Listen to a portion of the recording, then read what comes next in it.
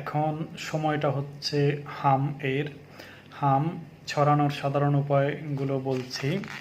এটি একটি ছোঁয়াচে রোগ, অনেকেই জানেন। এটি ছোঁয়াচে হওয়াতে এভাবে ছড়াতে পারে: সংক্রামিত ব্যক্তির সাথে সরাসরি যোগাযোগ, শ্বাস প্রশ্বাসের ফোঁটার মাধ্যমে, বিশেষ করে কাশি বা হাঁচি থেকে, বায়ুবাহিত সংক্রমণ, দরজার হাতল বা আসবাবের মতো দূষিত জিনিস স্পর্শ করা এবং তারপর আপনার মুখ স্পর্শ করা।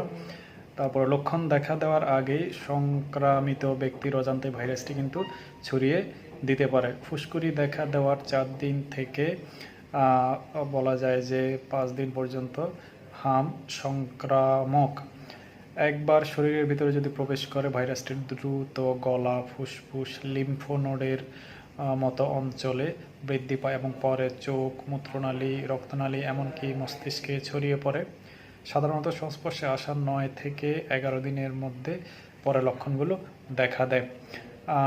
তাহলে হাম সাধারণত শুরু হয় ঠান্ডা দিয়ে, কিন্তু দ্রুত আরও গুরুতর অসুস্থতায় পরিণত হয়, বিশেষ করে কাশি, সর্দি।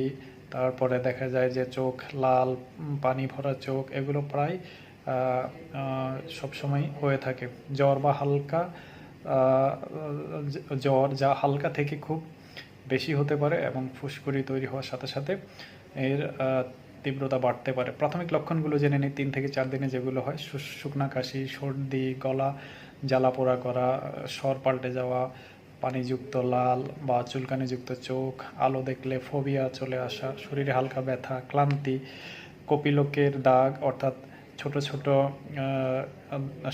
সাধারণত মুখের ভিতরে, গাল কিংবা গলায় বা হামের একটি ক্লাসিক প্রাথমিক লক্ষণ ফুসকুড়ির উন্নয়ন। তো কাছাকাছি প্রাথমিক লক্ষণ দেখা দেওয়ার 3 থেকে 4 দিন পরে লালচে বাদামি ত্বকের ফুসকুড়ি দেখা দেয়। এটি সাধারণত কোথায় কোথায় দেখা দেয়? আপনার কানের পেছনে হতে পারে, মুখ, ঘাড় বা শরীরের উপরের অংশে ছড়িয়ে পড়ে, ধর, বাহু বা পা ঢেকে রাখার জন্য বলা হয়। ছোট ছোট লাল দাগ দিয়ে শুরু হয়, কিন্তু পরে বড় দাগের মতো হয়ে যেতে পারে। ফুসকুড়ি সাধারণত দীর্ঘস্থায়ী হয় 5 থেকে 7 দিন। ফুসকুড়ি ছড়িয়ে পড়ার সাথে সাথে জ্বর ধীরে ধীরে কমে যাওয়ার আগে আবার ফিরে আসতে পারে বা আরও খারাপ হতে পারে। ফুসকুড়ি দেখা দেওয়ার আগে হাম কিন্তু অত্যন্ত সংক্রামক হয়। প্রাথমিক লক্ষণগুলো শনাক্ত করলে এটি বিস্তার রোধ করা সম্ভব হয়।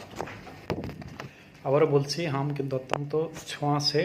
এর কারণে নিউমোনিয়া, কানে ইনফেকশন বা মস্তিষ্কের প্রদাহের মতো গুরুতর জটিলতা দেখা দিতে পারে। আপনারা শিশুর মধ্যে এই লক্ষণগুলো দেখা দিলে দ্রুত চিকিৎসকের পরামর্শ নিন এবং টিকা দান নিশ্চিত করুন।